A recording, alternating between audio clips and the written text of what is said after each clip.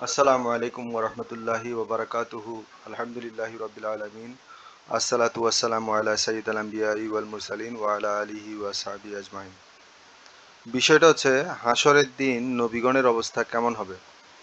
অনেকে ধারণা করে নবীগণও সেদিন হায় হায় করবেন, ইয়া নাফসি করবেন। আসলে কোরআন শরীফ নবীগণের কেয়ামত সম্পর্কে কি বর্ণনা দিচ্ছে আমরা সেটা একটু দেখি। বিসমিল্লাহির রহমানির রহিম। আহ, উম্মুল কিতাব, এখানে হাদিসটা আমি ডিটেলস বললাম না, অল্প একটু, যে আপনারা দেখেন উম্মুল কিতাব, উম্মুল মানে মূল কিতাব। মূল কিতাব হচ্ছে লাহিম মাহফুজ, যেটা আল্লাহ সমগ্র সৃষ্টি জগৎকে সৃষ্টি করার 50,000 বছর আগে একটা কলম সৃষ্টি করে, ওই একটা কলম বা মিলিয়ন বিলিয়ন কলম, এটা তো আসলে সংখ্যার হিসাব নেই, তো এর মধ্যে লিখে রেখেছেন সমস্ত সৃষ্টি জগতের তার ভাগ্য। যেমন ওই কিতাবের মধ্যে লেখা আছে ফেরাউন জাহান্নামীদের অন্তর্ভুক্ত, তাব্বাত ইয়াদা আবি লাহাবি ওয়া তাব, মানে আবু লাহাবের দুহাত ধ্বংস হয়েছে সে নিজেও। এরকম যতগুলো ভাগ্য শয়তান সম্পর্কে, নবীদের সম্পর্কে, সব বিষয়ে ওখানে খোলাখুলি লেখা আছে।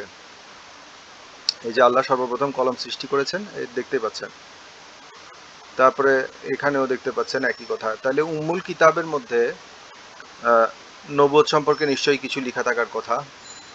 দেখেন এখানে বলা আছে যে যখন হজরত আদম আলাইসাল্লামের পোশাক খুলে গেল জান্নাতের মধ্যে, উনি ফলটা খাওয়ার কারণে, তো যখন খুলে গেল তখন আল্লাহ বললেন যে তোমরা, মানে আদম আলাইসাল্লাম, হাওয়া আলাইসাল্লাম এবং শয়তান, তিনজনকেই বলা হলো যে তোমরা নেমে যাও আমার পক্ষ থেকে। কিন্তু আমার পক্ষ থেকে তোমাদের কাছে যখন কোনো হেদায়েত আসবে, এই হেদায়েত কার মাধ্যমে আসবে? নবীদের মাধ্যমে।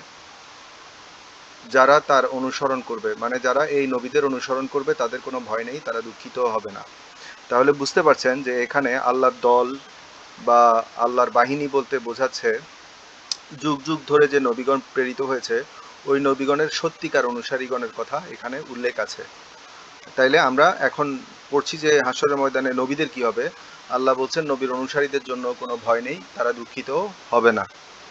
এরপর দেখেন সূরা সফফাত, এটাতে লেখা আছে আমার প্রেরিত বান্দাদের সম্পর্কে পূর্বেই আমার কথা স্থিরকৃত আছে, মানে এটা এটা লিখিত আছে যে নিশ্চিতভাবেই তারা সাহায্যপ্রাপ্ত হবে। আমার বাহিনী হয় জয়যুক্ত বা বিজয়ী, আমার বাহিনী হয় বিজয়ী। তাহলে বোঝা যাচ্ছে নবীদের সম্পর্কে আল্লাহর মহব্বত কেমন। আল্লাহ লিখে দিয়েছেন আমি এবং আমার রাসূলগণ, আমি এবং আমার রাসূলগণ, এখানে আমি একটা অতিরিক্ত যোগ করতে পারি, রাসূলের অনুসারীগণ সহ অবশ্যই বিজয়ী হব। আমি এবং আমার রাসূলগণ অবশ্যই বিজয়ী হব, লিখা আছে। তারপরে আল্লাহ বলছেন যে জবুরে লিখে দিয়েছি আমার সৎকর্ম পরায়ণ বান্দাগণ অবশেষে পৃথিবীর অনুসারী হবে, অধিকারী হবে।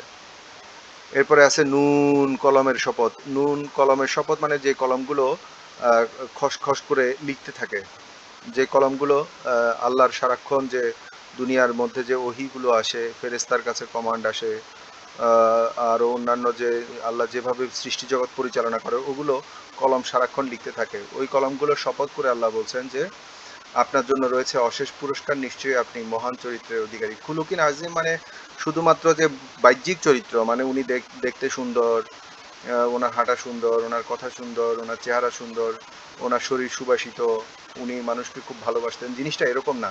খুলুক মানে হচ্ছে জাস্ট সৃষ্টিগত বৈশিষ্ট্য, যেমন আমি মাটি, উনি কেমন, আরস কেমন, সৃষ্টিগত বৈশিষ্ট্য খুলুক। সৃষ্টিগত বৈশিষ্ট্য এবং গুণগত বৈশিষ্ট্য উভয়ের ক্ষেত্রে আসমান ও জমিনের মধ্যে সর্বশ্রেষ্ঠ হলেন প্রিয় নবী সাল্লাল্লাহু আলাইহি ওয়াসাল্লাম। এরপরে দেখেন যে নবী করিম সাল্লাল্লাহু আলাইহি সাল্লাম সম্পর্কে বলা হয়েছে নবীগণ মুমিনদের নিকট তাদের প্রাণ অপেক্ষা অধিক ঘনিষ্ঠ এবং তার স্ত্রীগণ তাদের মাতা। এই কথাটা কোথায় লেখা আছে? লাউহি মাহফুজে লেখা আছে। কারো কারো দিলের মধ্যে বা মনের মধ্যে বা বুকের মধ্যে নবী প্রেম আছে, কারো কারো কম আছে, কারো কারো খুবই কম আছে, কারো কারো একদম নাই, কারো কারো বরং হিংসা কাজ করে বা কারো ঘৃণা কাজ করে, হ্যাঁ, বা কারো বিরক্তি কাজ করে, বা এটা লাউহি মাহফুজে লেখা আছে যে নবীগণ মুমিনের প্রাণ অপেক্ষা অধিক ঘনিষ্ঠ। নবীর সাথে ঘনিষ্ঠতা যত কম অনুভব হবে আপনার, আপনি বুঝবেন আপনার ইমানের মানে আপনার মুমিনিয়ত, মুমিনগিরি, বা আপনি যে মুমিন সেটা খুব দুর্বল। দেখেন এরপরে এরপরে আছে আল্লাহ তার রাসূল বিশ্বাসীদেরকে বন্ধুরূপে গ্রহণ করে। তারাই আল্লাহর দল, যারা আল্লাহ তার রাসূল বিশ্বাসীদেরকে, যারা বন্ধু বানায় কাকে, আল্লাহকে, তার রাসূলকে এবং রাসূলের অনুসারীদেরকে, যুগ যুগ ধরে যারা রাসূলের অনুসারী ছিল তাদেরকে, এবং আসমানের ফেরেশতাদেরকে যারা বন্ধু বানায়, তারা আল্লাহর দল, তারাই বিজয়ী। এখানে আরেকটাতে আছে শান্তি আমার মনোনীত বান্দাগণের প্রতি, মানে রাসূলগণের প্রতি আল্লাহ সালাম দিচ্ছেন। এখানে দুইটা নবীর ক্ষেত্রে উল্লেখ আছে যে সালাম, শান্তি, হ্যাঁ সালাম। সালাম কোন সময়? সালাম হচ্ছে যেদিন আমি জন্মগ্রহণ করেছি, যেদিন আমি মৃত্যুবরণ করব, এবং যেদিন আমি হাসরের মাঠে পুনরুত্থিত হব। তাহলে নবীগণের প্রতি সালাম, যদি হাসরের মাঠে পুনরুত্থিত হওয়ার সময় যদি ওনার মধ্যে শান্তি বা প্রশান্তি বা সালাম, ওনার ওনার কলবের মধ্যে বা ওনার বুকের মধ্যে যদি প্রশান্তি থাকে, তাহলে তো উনি বেজ্জতি অনুভব করার কোনো বা হচ্ছে মানে অসম্মানিত বোধ করার কোনো কথা না। এখানে আবার আছে আল্লাহ তার রাসূল, আল্লাহ এবং তার আল্লাহ সারাক্ষণ নবীর উপরে রহমত প্রেরণ করেন, এবং ফেরেশতাগণ নবীর উপরে রহমত প্রেরণ করার জন্য আল্লাহর কাছে প্রার্থনা করেন, এবং মুমিনগণও নবীর প্রতি সালাম এবং দুরুদ পাঠ করেন হাসরের ময়দানেও। আহ, তাহলে এটা হচ্ছে যে নবীদেরকে আল্লাহ কেমন ভালোবাসেন সেটা একটা উদাহরণ। এখানে একটা আয়াত আছে যে, মানে ধরেন আপনি আকাশে একটা রশি ঝুলান, রশি ঝুলিয়ে আপনি ঝুলতে থাকেন, আর উপর থেকে রশিটা কেটে দেন, তাহলে আপনি জীবনে ঝুলতে পারবেন? পারবেন না। তো আল্লাহ এরকম একটা কঠিন ভাষায় বলেছেন, আল্লাহ কখনোই ইহকালে পরকালে রাসূলগণকে সাহায্য করবে না। সে ধারণা করে, কারা? কাফেররা। কারা? কাফেররা ধারণা করে, হ্যাঁ।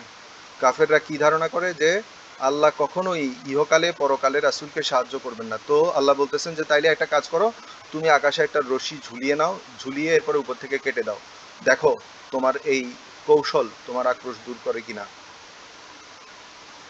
আল্লাহ বলতেছেন ইয়া ইয়াতুহান নাফসুল মুতমাইন্না তুরজি ইলা রাব্বিকি ইউরজি আরজি ইলা রাব্বিকি রাদিয়াতাম মারদিয়া ফাদখুলি ফি ইবাদি।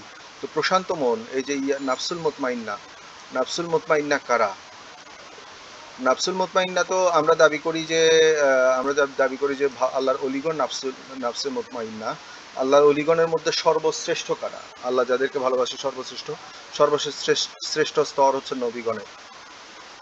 এই যে এখানে দেখেন, রাসূলুল্লাহ সাল্লাল্লাহু আলাইহি সাল্লামের বুক ও পেট চিরে জিবরিল আমিন একবার বলতেছেন যে এর ভিতরে আছে একটা শক্তিশালী অন্তর। কোথায়? বুকের মধ্যে। কি অন্তর? এটা কলব, এটাই আধ্যাত্মিক অন্তর, হ্যাঁ।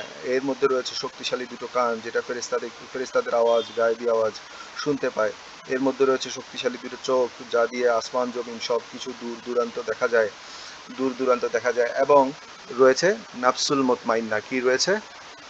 প্রশান্ত অন্তর, মজবুত অন্তর, কান,